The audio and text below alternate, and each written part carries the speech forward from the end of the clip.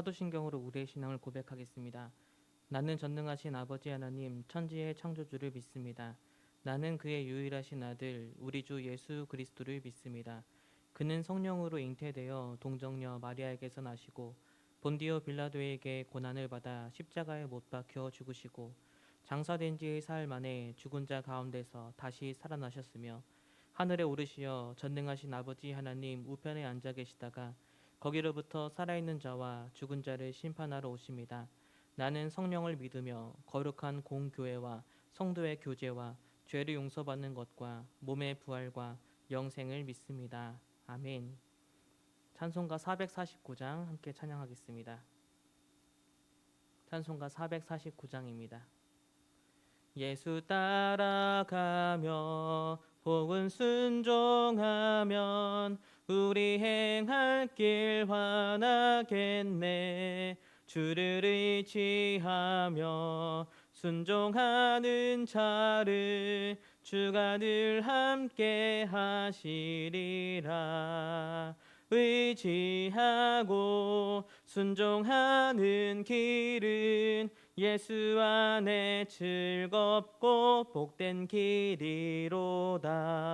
해를 당하거나 우리 고생할 때 주가 위로해 주시겠네.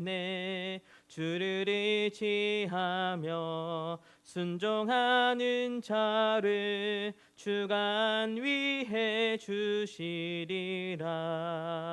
의지하고 순종하는 길은 예수 안에 즐겁고 복된 길이로다. 남의 짐을 지고 슬픔 위로하면 주가 상급을 주시겠네. 주를 의지하며 순종하는 자를 항상 복 내려 주시리라. 의지하고 순종하는 길은 예수 안에 즐겁고 복된 길이로다. 우리 받은 것을 주께 다 드리면 우리 기쁨이 넘치겠네. 주를 의지하며 순종하는 자를 은혜 풍성케 하시리라. 의지하고 순종하는 길은 예수 안에 즐겁고 복된 길이로다. 주를 힘입어서 말씀 잘 배우고 주를 모시고 살아가세. 주를 의지하며 항상 순종하면 주가 사랑해 주시리라. 의지하고 순종하는 길은 예수 안에 즐겁고 복된 길이로다. 온천하 만물을 창조하시며 지금도 모든 인생을 주관하시는 하나님 아버지, 오늘도 명절 첫날 우리의 믿음을 깨워주시고 우리의 삶을 일으켜 주셔서 하나님 앞에 나와 기도할 수 있는 자리로 허락해 주심을 감사드립니다. 우리의 삶을 인도하시는 신실하신 하나님 말씀을 듣기 원합니다.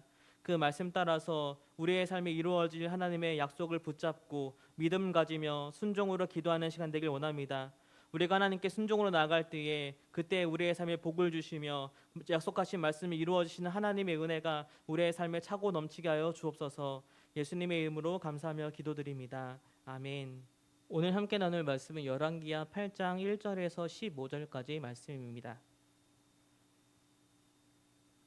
열왕기하 8장 1절에서 15절까지 말씀 함께 보겠습니다. 엘리사가 이전에 아들을 다시 살려준 여인에게 이르되 너는 일어나서 내 가족과 함께 거주할 만한 곳으로 가서 거주하라. 여호와께서 기근을 부르셨으니 그대로 이 땅에 7년 동안 임하리라 하니 여인이 일어나서 하나님의 사람의 말대로 행하여 그의 가족과 함께 가서 블레셋 사람들의 땅에 7년을 우거하다가 7년이 다함에 여인이 블레셋 사람들의 땅에서 돌아와 자기 집과 전투를 위하여 호소하려 하여 왕에게 나아갔더라. 그때 왕이 하나님의 사람의 사환 게하시와 서로 말하여 이르되 너는 엘리사가 행한 모든 큰 일을 내게 설명하라 하니 게하시가 곧 엘리사가 죽은 자를 다시 살린 일을 왕에게 이야기할 때에 그 다시 살린 아이의 어머니가 자기 집과 전투를 위하여 왕에게 호소하는지라. 게하시가 이르되 내 주 왕이여 이는 그 여인이요 저는 그의 아들이니 곧 엘리사가 다시 살린 자니이다 하니라.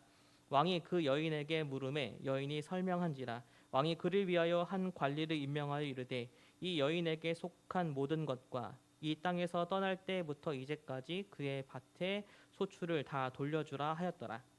엘리사가 다메섹에 갔을 때에 아람 왕 베나닷이 병들었더니 왕에게 들리기를 이르되 하나님의 사람이 여기 이르렀나이다 하니 왕이 하사엘에게 이르되 너는 손에 예물을 가지고 가서 하나님의 사람을 맞이하고 내가 이 병에서 살아나겠는지 그를 통하여 여호와께 물으라.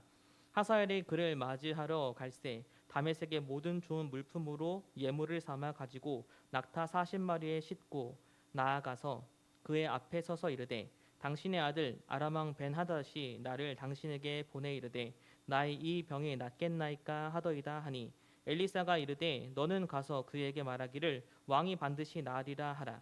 그러나 여호와께서 그가 반드시 죽으리라고 내게 알게 하셨느니라 하고 하나님의 사람이 그가 부끄러워하기까지 그의 얼굴을 쏘아 보다가 우니 하사엘이 이르되 내 주여 어찌하여 우시나이까 하는지라. 대답하되 내가 이스라엘 자손에게 행할 모든 악을 내가 알미라.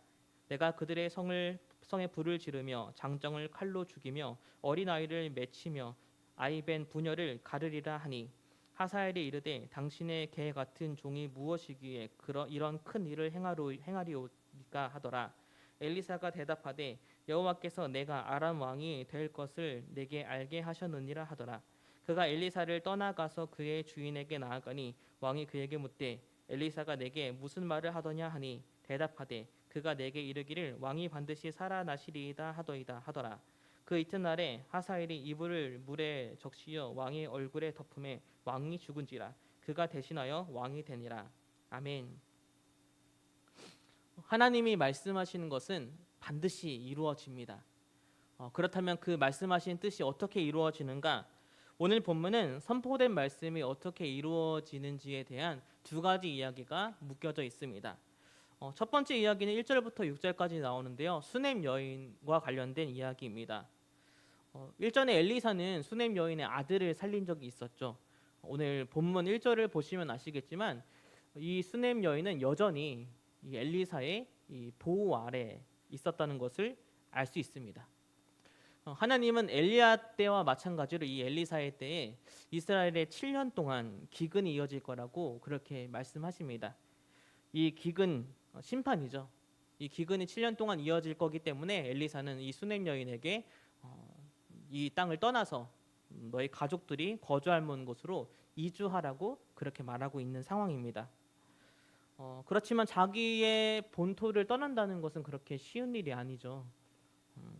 잠시 동안 집을 비우고 다른 곳으로 잠깐 이주했다가 다시 돌아오는 건 그렇다고 볼 수 있지만 7년 동안 본토를 떠나서 이주했다가 다시 돌아와서 정착하는 일들은 그렇게 쉬운 일이 아닙니다. 여러분 지금으로부터 7년이라고 생각하면요, 2017년입니다. 그때는 우리 서교회도 서빙고 성전이 있었죠. 저는 서교회가 아니라 커피아 교회에서 사역을 하고 있었을 때고 아직 결혼하기 전 일입니다. 되게 굉장히 많은 변화들이 있었죠. 여러분들도 한번 7년 전에 무슨 일이 있었는가, 2017년에 어떤 일이 있었는가를 한번 생각해 보시면요, 그 7년 전과 지금과 비교했을 때 정말 많은 변화들이 있었을 겁니다. 7년간 집과 본토를 떠난다는 건 참 쉽지 않은 일이고요. 7년 동안 떠났다가 다시 돌아와서 안정적으로 정착한다는 것도 그리 쉬운 일이 아닙니다. 그렇기 때문에 7년간 이 본토를 떠났다가 다시 안정적으로 정착할 수 있다는 그런 보장을 할 수 없는, 안정을 보장할 수 없는 그런 상황 속에서 하나님의 말씀만 듣고 엘리사의 말만 듣고 본토를 떠난다는 건요, 굉장한 믿음입니다. 하나님이 우리에게 원하시는 믿음도 바로 이런 믿음입니다. 상황과 환경을 살펴봤을 때 순종하기 어렵고, 또 하나님 말씀에 순종한다고 했을 때 내 인생이 과연 잘 풀릴까 이걸 담보할 수 없다 하더라도 말씀하신 거니까 그대로 따르는 그 믿음을 하나님은 기뻐하십니다. 아브라함을 보면 알 수 있습니다. 아브라함도 마찬가지로 본토와 친척과 아버지의 집을 떠나서 오직 하나님 말씀, 그 하나님 말씀 하나만 붙잡고 믿음으로 떠나잖아요. 하나님 우리에게 원하시는 믿음이 바로 그런 믿음입니다. 여인의 믿음을 통해서 하나님은 그 믿음에 반드시 보상을 해줍니다. 7년이 지나고 수넴 여인은 다시 블레셋 땅에서 본토로 돌아오게 됩니다. 그리고 왕에게 자신의 땅과 모든 토지를 돌려받아야겠다는 호소를 하려고 왕에게 찾아갑니다. 그때 마침 왕은요, 엘리사의 사환이라고 할 수 있죠. 게하시와 이야기를 나누고 있었습니다. 그리고 때마침 게하시는 이 죽었다가 살아난 수넴 여인의 아들에 대해서 이야기를 하고 있었는데, 그때 때마침 여인이 그 이야기를 하고 있을 때 왕에게 나아가서 땅과 전투를 돌려달라고 호소를 한 것이죠. 왕은 이 모든 이야기를 들었을 때에 하나님의 은혜로 세움받고 하나님의 은혜로 다시 살아난 이 여인의 말을 들어줄 수밖에 없었습니다. 하나님이 모든 것을 만드신 거죠. 이 여인이 믿음으로 반응했을 때 다시 이 땅과 전투를 돌려받을 수밖에 없는 상황을 지금 하나님이 만드신 것입니다. 그 약속을 믿고 따라가는 자는 다 반드시 보상해 주시는 그 하나님의 은혜를 지금 볼 수 있는 것이죠.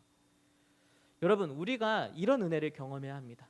이런 은혜를 경험해야지만 신앙생활이 신나고 기쁘고 살아있음을 느끼고 전심을 다해 하나님께 찬양하고 감사하고 또 헌신할 수 있는 것이죠. 우리가 받아야 될 은혜, 우리가 소망해야 될 응답은 무엇이냐? 바로 하나님이 나에게 약속하신 것을 이루어 주기 위해서 하나님께서 모든 상황을 만들어 가시고, 그래서 반드시 하나님이 응답해 주시는 그 은혜를 우리가 경험하기를 원합니다.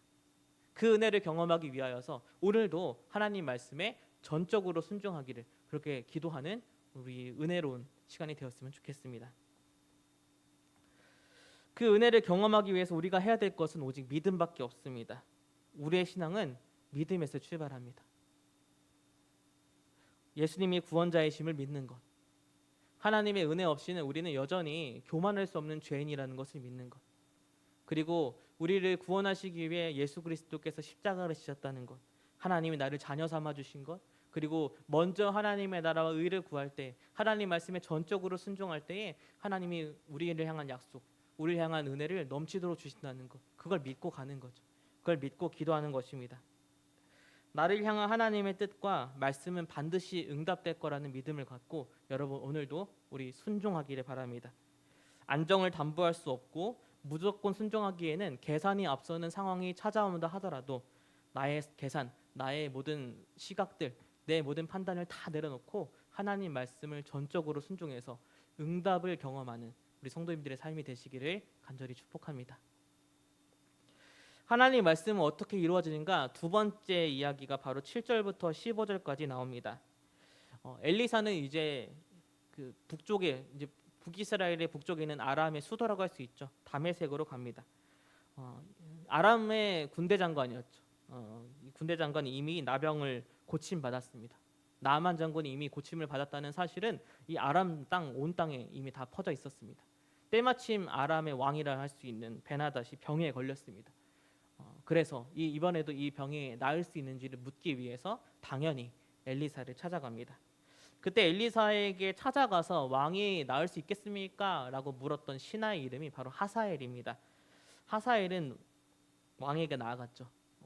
엘리사에게 나아갔죠. 왕이 병을 나을 수 있을까? 라고 물어봅니다. 이 하사엘에게 대답해준 엘리사의 대답을 우리는 아주 깊이 묵상해 볼 필요가 있습니다. 대답은 이랬습니다. 왕은 반드시 병에 나을 겁니다. 그런데 왕은 반드시 죽을 겁니다.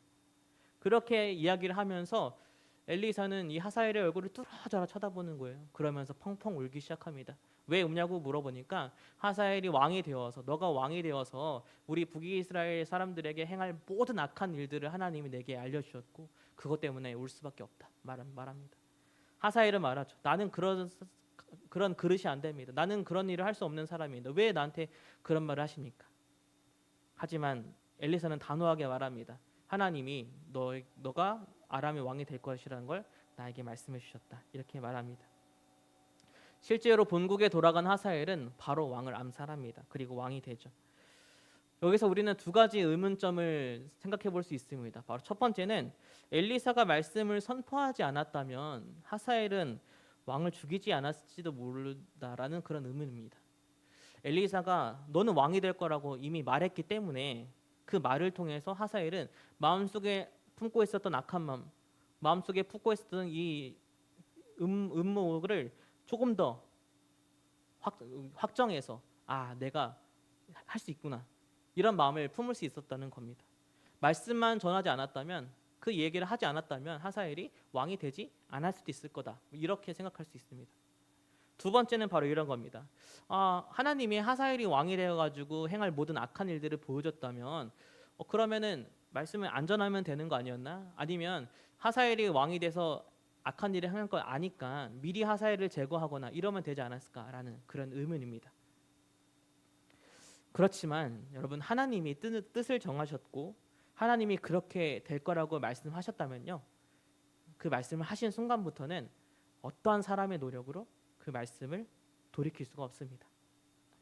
사람의 생각이나 노력으로 하나님의 뜻을 결코 막을 수가 없습니다. 말씀을 전하지 않거나 사람의 방법으로 하사엘을 설득하거나 죽이고자 하는 그런 방법으로도 결코 하나님이 정하신 뜻, 하나님이 이미 말씀하신 것은 우리가 막을 수가 없습니다. 바꿀 수가 없습니다. 그것을 엘리사는 알기 때문에 그저 울 수밖에 없었습니다. 그리고 하나님이 주신 그 말씀대로 선포할 수밖에 없었습니다. 이미 정해진 하나님의 뜻이기 때문입니다. 때로는 우리도 언제나 하나님은 내 편이라고 생각할 때가 있습니다. 또 하나님이 이미 정하신 뜻도 내가 기도하고 내가 노력하면 얼마든지 바꿀 수 있다라고 생각하지만 결코 그렇지 않습니다. 그렇기 때문에 우리는 하나님의 심판이 임하기 전에 하나님의 뜻을 결정하시기 전에 그때 기회를 주셨을 때 돌이키고 기회를 주셨을 때 순종하는 것이 중요하다는 것입니다. 다시 한번 이 수뗵 여인의 믿음을 생각해 보시기 바랍니다. 이스라엘 땅에 7년 동안 기근이 임하기로 결정이 되었습니다. 하나님의 심판이었습니다. 그때 이 심판의 소식을 듣고도 수뗵 여인이 그렇지 않을 거야. 하나님은 언제나 우리 편이시지. 하나님은 또 우리를 살려주실 거야 하고 하나님 말씀에 불순종하고 떠나지 않았거나 그래도 내가 하나님 열심히 순종하면 그래도 나는 기근을 면하게 해주겠지 이런 마음으로 떠나지 않았던 이런 불순종의 모습을 보이지 않았습니다. 하나님이 7년 동안 기근을 주시겠다고 하면은 떠나라고 이야기하면은 그냥 그 말씀에 순종해서 떠나는 것입니다. 정해진 하나님의 뜻에 온전히 순종했던 이 수뗵 여인과 같은 믿음이 우리의 믿음이 되기를 원합니다. 하나님이 말씀하시면 하나님이 정하셨다면 그 말씀에 온전히 순종하고 온전히 따르면서 그래서 하나님이 우리에게 주시는 응답을 경험하는 우리 모든 성도님들의 삶이 되시기를 간절히 소망합니다. 이제 추석 명절이 시작되었습니다. 가정 안에서 하나님의 사랑이 꽃피우는 시간이 되기를 안전하게 오갈 수 있도록 우리 모든 성도님들의 이 명절을 위해서 함께 기도해 주시기 바랍니다. 하늘에 계신 우리 아버지의 이름을 거룩하게 하시며 아버지의 나라가 오게 하시며 아버지의 뜻이 하늘에서와 같이 땅에서도 이루어지게 하소서. 오늘 우리에게 일용할 양식을 주시고 우리가 우리에게 잘못한 사람을 용서하여 준 것 같이 우리 죄를 용서하여 주시고 우리를 시험에 빠지지 않게 하시고 악에서 구하소서. 나라와 권능과 영광이 영원히 아버지의 것입니다. 아멘.